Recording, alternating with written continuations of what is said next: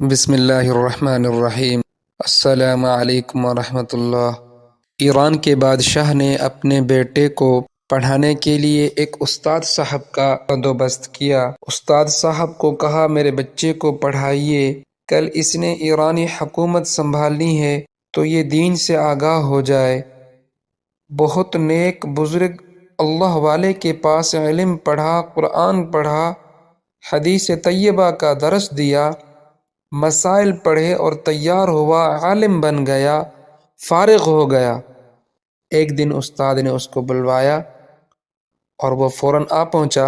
شہزادہ استاد کے پاس جیسے وہ اندر آیا تو کنڈی لگا دی استاد نے اور درہ پکڑ لیا، مار مار کے پورے جسم کو زخمی کر دیا۔ کوئی غلطی نہیں، کوئی بات نہیں، مارا، بہت مارا کہ اس کو زخمی کر دیا۔ اب شہزادہ واپس بادشاہ کے پاس چلا اور بادشاہ کے پاس پہنچ کر بادشاہ سلامت سے عرض کی کہ یہ ماجرا ہے، بہت مارا ہے استاد نے۔ بادشاہ سلامت بڑے سیانے تھے، کہا بیٹا استاد باپ ہوتا ہے، وہ زیادتی نہیں کرتا۔ تیرے استاد کو میں نہیں بلاؤں گا، کٹہڑے میں نہیں کھڑا کروں گا۔ تو بیٹا حیران تھا، اتنی مار کوئی وجہ تو ہو۔ تو وہ مجبور ہو کر ماں کے پاس چلا گیا اور حقیقت کی۔ ماں نے انکار کر دیا، کہا تیرے باپ سے میں بات نہیں کر سکتی۔ تو اس نے درگزر کیا 22 سال، حتیٰ کہ 22 سال گزر گئے۔ بادشاہ کا انتقال ہوا۔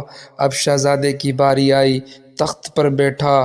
سب سے پہلا حکم کیا میرے استاد کو بلاؤ۔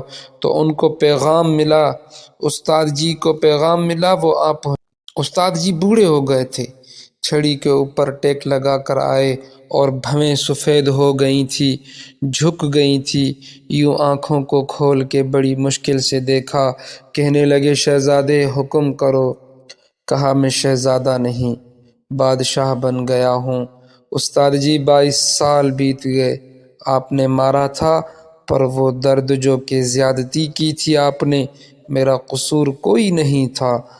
میری روح سے درد نہیں گیا آج تک، میرے جسم سے درد نہیں گیا۔ میں بے اختیار تھا، پوچھ نہیں سکتا تھا، آج میں اختیار میں ہوں۔ اس لیے سب سے پہلا حکم یہ دیا ہے کہ آپ کو بلایا جائے، اس لیے کہ میں آپ سے آج پوچھتا ہوں کہ آپ نے مجھ پر ظلم اور زیادتی کیوں کی تھی۔ بوڑھے استاد کی آنکھوں سے آنسو آ گئے اور کہنے لگے بیٹا بس آج کے دن کے لیے مارا تھا، یہ جو دن آ گیا ہے میری زندگی میں، بس میری مراد پوری ہوئی۔ کہا صاحب مجھے بھی سمجھائیے کیسی مراد پوری ہوئی؟ استاد جی نے کہا بیٹے کتنی دیر ہوئی تجھے مار کھائے ہوئے، کتنا زمانہ بیت گیا بتاؤ ذرا؟ کہا 22 سال۔ استاد نے کہا کچھ یاد ہے؟ شاگرد نے کہا ہر رات آپ مجھے خواب میں آتے ہیں۔ استاد نے کہا مجھے پتا تھا تو حکمران ضرور بنے گا، اس لیے تجھے زخم دیے تھے تاکہ تو کسی کے اوپر ظلم نہ کرے۔ کہا بیٹے یاد رکھنا، ظلم سے بچنا۔ اگر 22 سال تجھے یاد رہا ہے تو جس پر تو ظلم کرے گا اس کو قیامت تک یاد رہے گا۔ کہا یاد رکھنا، تو آج با اختیار ہوا، تو نے مجھے بلا لیا۔ قیامت کے دن غریب با اختیار ہوگا، مظلوم با اختیار ہو جائیں گے، رب کریم کی بادشاہی میں اختیار ہوگا، اکیلا اللہ ہی حکمران ہوگا۔ اللہ بلائے بڑے بڑے کج گلاں، دنیا میں جن کی پگڑیاں اونچی اونچی تھی، وہ سر جھکائے کھڑے ہوں گے۔